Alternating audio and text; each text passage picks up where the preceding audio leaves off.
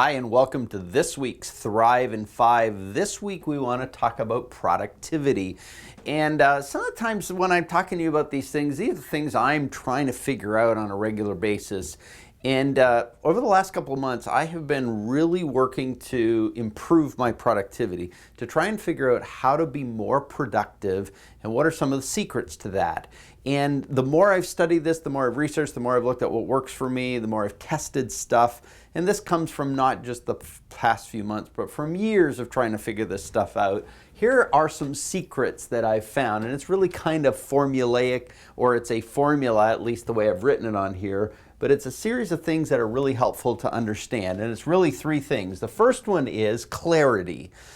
If you want to be productive, one of the best ways to be productive is to become very clear on what it is that you need to accomplish, what outcomes you need, where you can leverage yourself. And one of the best ways to think about that is the whole Pareto Principle, the whole 80-20 thing.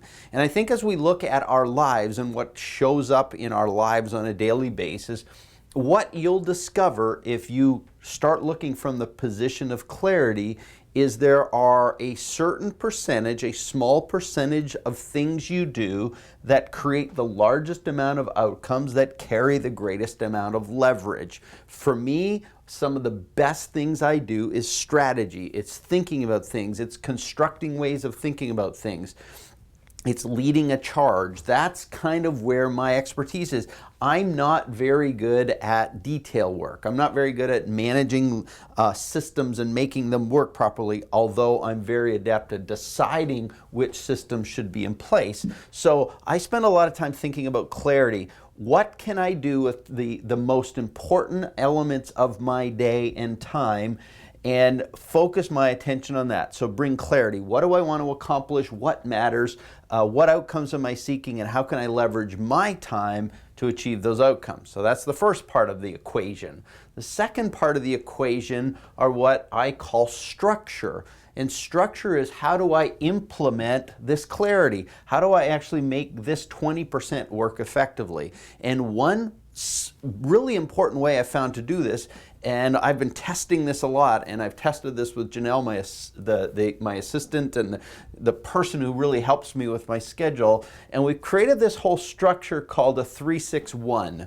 And 3-6-1 is really important to me because 3 relates to my week, 6 relates to my day, and 1 is a non-negotiable. So here's how it works. At the beginning of every week, usually before the week begins, I have to decide, based on this 20% idea over here, what are the 3 biggest outcomes, what are the 3 biggest requirements, projects that I'm trying to achieve in a given week. Only 3. I can't do 80 different projects in terms of priorities. I can only give my attention, based on the fact that my skills and expertise is more in big picture stuff, I really try and focus on big outcomes. And so what are my 3 big outcomes that I'm attempting to accomplish, to achieve in a given week?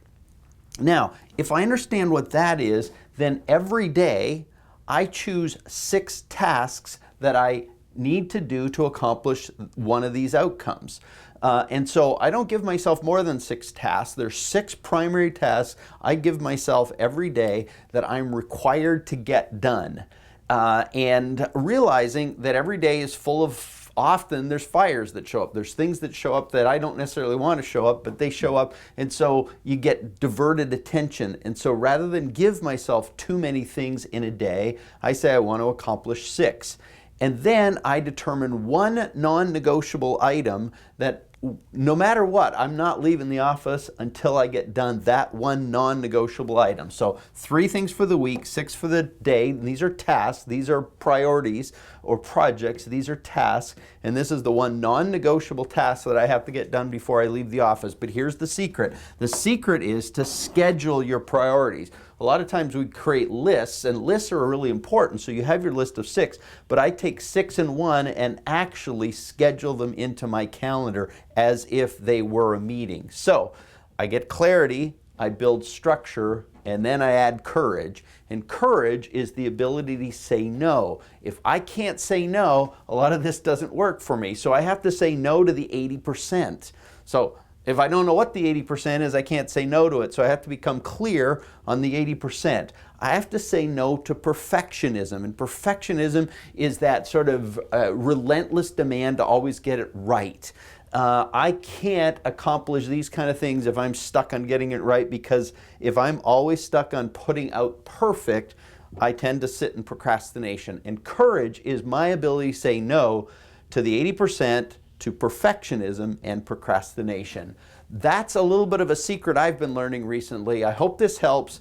You got some knowledge, now go do something great with it. We'll talk to you next time.